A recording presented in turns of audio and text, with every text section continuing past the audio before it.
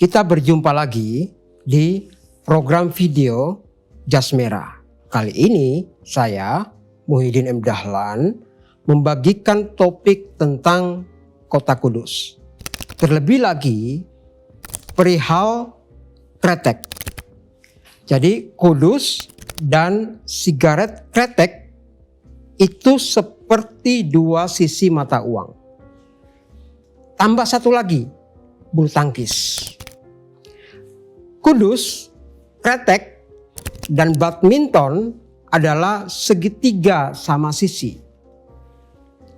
Jika Muslim, kota sucinya adalah Mekah, kaum Kristen dan Yahudi berziarah ke kota suci Yerusalem, maka bagi perokok, pengudut, Kudus Al-Quds adalah kiblat di mana komoditas perkebunan bernama tembakau dan cengkeh diramu dan mengeluarkan rasa tertentu.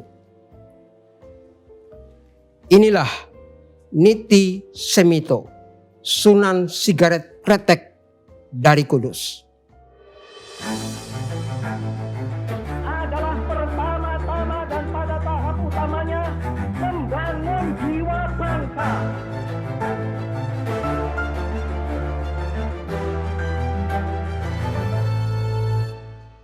Mari kita mulai dengan melihat bagaimana wajah tembakau di Indonesia, di pasar Indonesia terkini.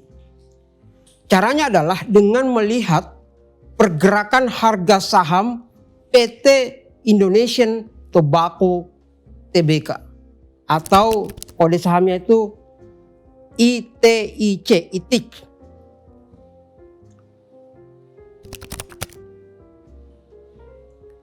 Coba lihat grafik tadi. Dari Maret 2020, harga puncak saham tembakau ini terus merosot ke bawah nyaris 100% loh. Ini sudah melata saya kira. Pasar merespon sangat negatif. Bagaimana cara pemerintah melihat industri di sektor ini? Nasib saham ITIC itu tidak lebih jauh buruknya dari saham-saham yang bergerak di industri sigaret lainnya. Coba aja buka Wajah Gudang Garam atau GGRM, HM Sampurna, HMSP, Bentul, RMBA, Wismilak, WIM. Itu sama aja. Merosot di atas 80%. Saham GGRM dulunya raja emiten di Bursa Indonesia. Dan kini, saat ini, masuk golongan saham-saham yang patut dihindari untuk investasi. Bayangkan nih harganya dari 100.000 jadi 18.000 sekarang. Nah, apa yang dialami Niti Semito di tahun belasan di masa kolonial sepertinya nggak berubah seperti sekarang ini. Sigaret itu dipuja, sigaret kretek dipuja karena labanya. Diperas karena dapatin laba besar. Tetapi ia dikerangkeng di sana sini. Padahal dalam sejarah ekonomi, sigaret disebut sebagai tonggak bangsa. Itu bukan saya yang bilang loh ya, tetapi harian Kompas yang bilang begitu. Di edisi 1 Januari tahun 2000. 2 halaman khusus disiapkan untuk mengulas soal kretek. Jamu itu cuma sehalaman loh ya. Tempe itu juga cuma sehalaman. Sigaret kretek itu butuh 2 halaman dari 80 halaman Kompas terbit di tahun itu. Kalau nggak salah terbit di hari pertama abad 21, hari Sabtu kalau nggak salah itu ya. Itu adalah 2 halaman yang menempatkan sigaret kretek sebagai industri terhormat. Judulnya itu gede banget. Sigaret kretek tonggak bangsa. Yang pertama. Yang kedua itu Haji Samanhudi, Niti Semito, Oe Tiong Ham. Titik 2 judulnya itu ya, Kompas. Penguasa tak pernah menjadikan pengusaha sebagai sarana kemakmuran. Lihat, ada nama Niti Semito di 2 artikel panjang itu. Tokoh kita ini adalah anak seorang lurah di desa Jagalan, Kota Kudus.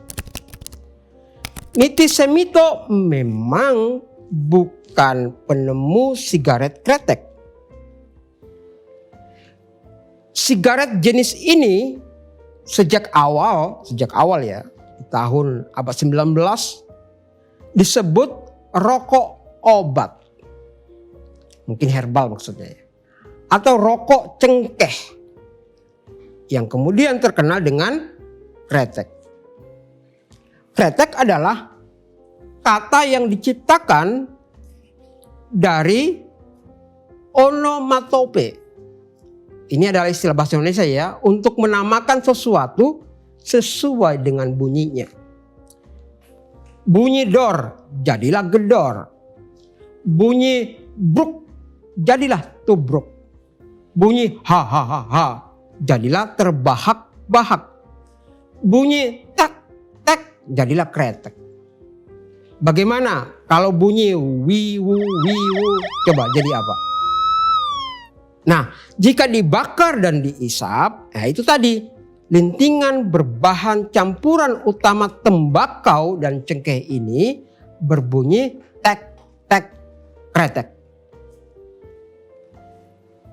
Sejarawan bersepakat Haji Jamharilah peracik kretek pertama, tetapi Niti Semito adalah orang pertama jelang akhir abad 19 yang sadar untuk berbisnis habis-habisan di sigaret kretek. Niti adalah leader di sektornya dengan merek Bal 3. Buku ini judulnya Kretek Jawa yang disusun oleh Rudi Badil dan kawan-kawan menempatkan Niti Semito dan Bal 3 sebagai pionir. Sebelum merek Bal 3 membawa usaha hoki Niti Semito, mula-mula sigaret kreteknya memakai nama aneh, Kodok Mangan Ulo. Karena nggak diminati, merek itu diganti dengan cap sumpil, itu siput ya. Lalu diganti lagi menjadi cap jeruk, lalu cap jangkar. Enggak juga berjodoh. Akhirnya Niti Semito memilih gambar bulatan 3, nggak ada nama. Jadi gambar aja, visual gitu ya, bulatan 3. Tetapi konsumen kemudian menyebutnya Bal 3. Jadi ini sebutan dari konsumen gitu, Bal 3 itu. Dan konon angka 3 itu diyakini membawa hoki, memberi keberuntungan. Kayak itu loh, 2 atau Ji, 3 Sam, 4 Su. Nah, 3 gitu ya. Nah, ini Bal 3 gitu. Di akhir abad 19, secara statistik ya, hanya beberapa usaha sigaret kretek yang hidup di Kota Kudus. Tetapi sekitar tahun 1924 hingga 28, puluhan industri itu muncul. Bukan hanya kalangan pribumi, tetapi juga kalangan Tionghoa. Bahkan kota-kota di sekitar Kudus kayak Pati, Lasem, Jepara, bermunculan pabrik-pabrik rokok. Lalu menyebar ke timur, ke Kediri, Blitar, Malang. Tapi awalnya Kudus menjadi sentral, menjadi ya itu tadi kota sucinya, Al-Quds bagi sigaret kretek. Nah, dalam sistem produksi, perusahaan Baltiga memakai sistem yang disebut sistem abon. Ini bahasa Belanda yang dijawakan gitu ya. Etimologisnya abon ini adalah pelanggan sebetulnya. Nah, proses pelintingannya itu nggak dikerjakan di perusahaan. Pelintingan kretek itu dilakukan, ya sistem abon ya, di rumah-rumah warga yang dilakukan oleh seorang pengepul. Pihak pengusaha itu hanya menyerahkan bahan campuran tembakau, cengkeh, saus yang sudah fix ke seorang pengepul, ke abon. Nah, pengepul inilah yang menunjuk buruh lintingan di rumahnya masing-masing. Baltiga waktu itu memiliki 100 abon. Kayak mandor lah itu ya. Makanya sigaret kretek awal hingga di tahun 60-an disebut sigaret kretek tangan. Mungkin masih ada sampai sekarang itu. Kretek dibuat manual. Ya karena mengerjakannya secara manual pakai tangan gitu. Lalu bagaimana marketing yang dilakukan oleh Niti Semito? Baltiga biasanya menyewa ruang halaman di koran maupun di majalah. Maka kalau teman-teman membaca buku ini, membuka gambar-gambarnya bagus-bagus, gambar Baltiga itu ada di koran, ada di majalah. Kalau ada pasar malam atau sekatenan atau pekan raya, Baltiga mendirikan stand. Atau menyelenggarakan atau menjadi sponsor tunggal pertunjukan sandiwara keliling, drum band, sepak bola, balap sepeda, lomba maraton. Bahkan pernah dengan spektakuler, Niti Semito menyewa pesawat zaman itu ya, yang secara khusus membagikan pamflet rokok dari udara. Kan heboh itu. Ada lagi, pendengar radio biasanya dibagi-bagiin hadiah berupa barang-barang elektronik kalau menukarkan bungkus rokoknya. Cara-cara itu yang membuat Baltiga menjadi leader untuk sektor usaha sigaret kretek. Namun,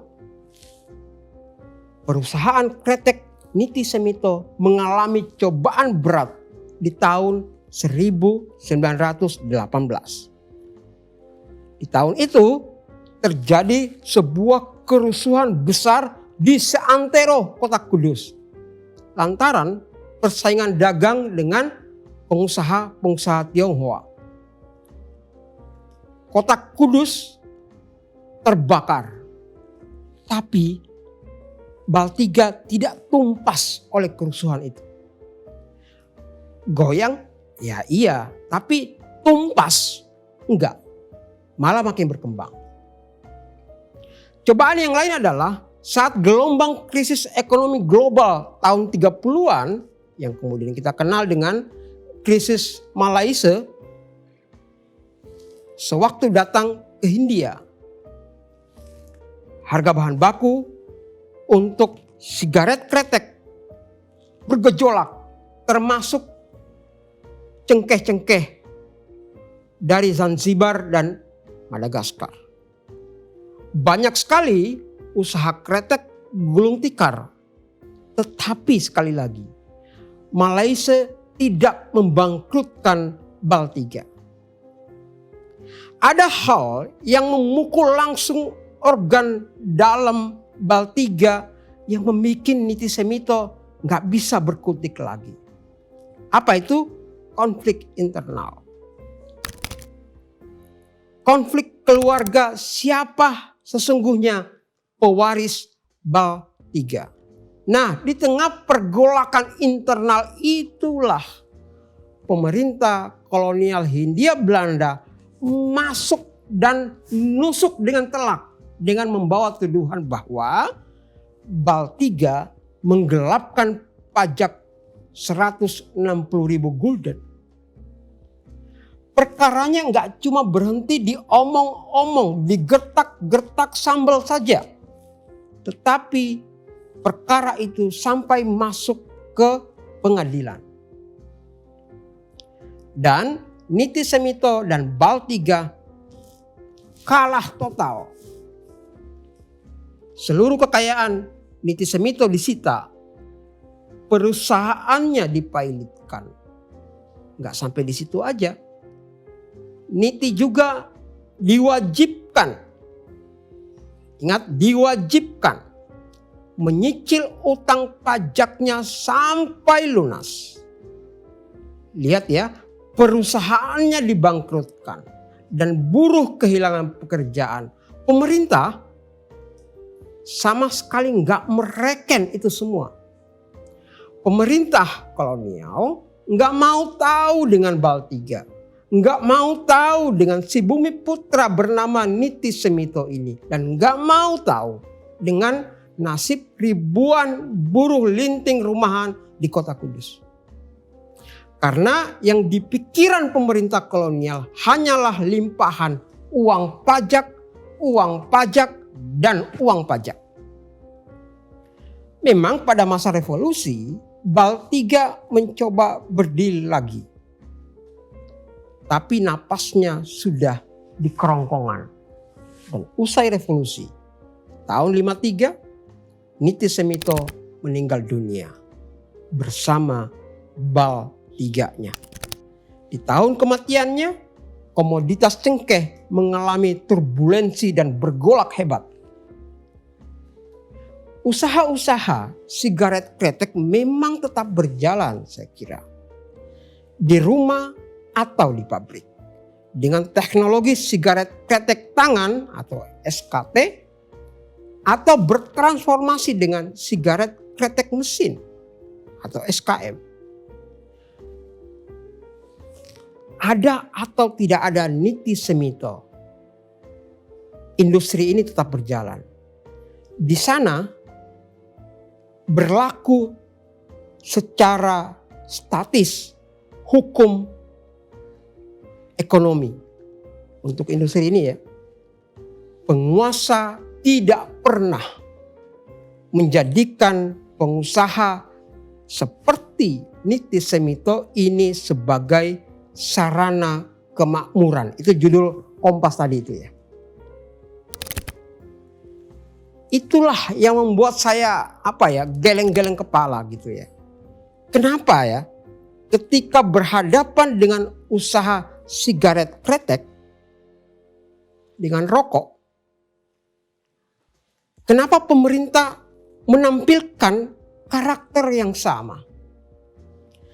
Jubah atau zirah boleh berbeda. Satu kolonial, satu republik. Tetapi kebijakan atas usaha ekonomi yang menjadi tonggak bangsa itu mengapa keduanya ada di dalam satu karakter yang identik.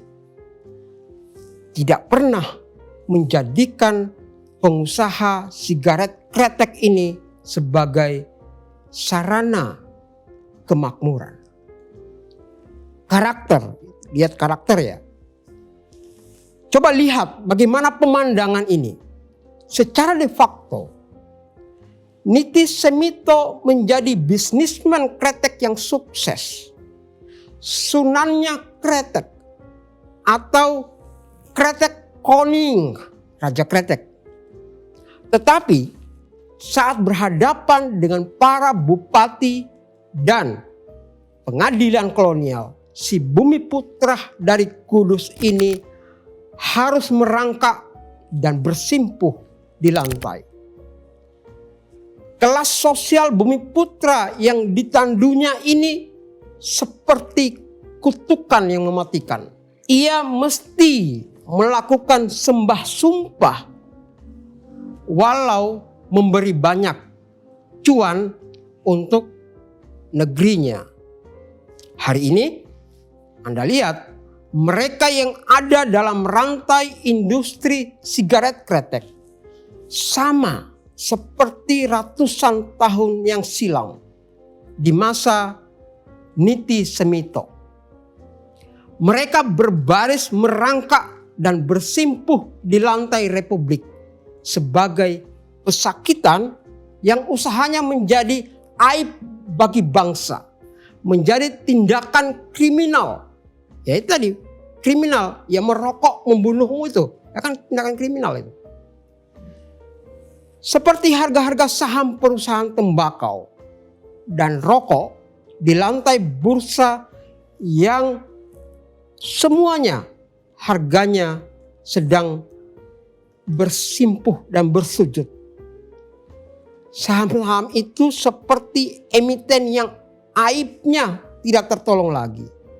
Walaupun aib ya, arus pajaknya tetap diisap untuk membangun ini dan atas nama untuk membangun itu. Jas Merah, saya Muhyiddin M. Dahlan, sampai jumpa.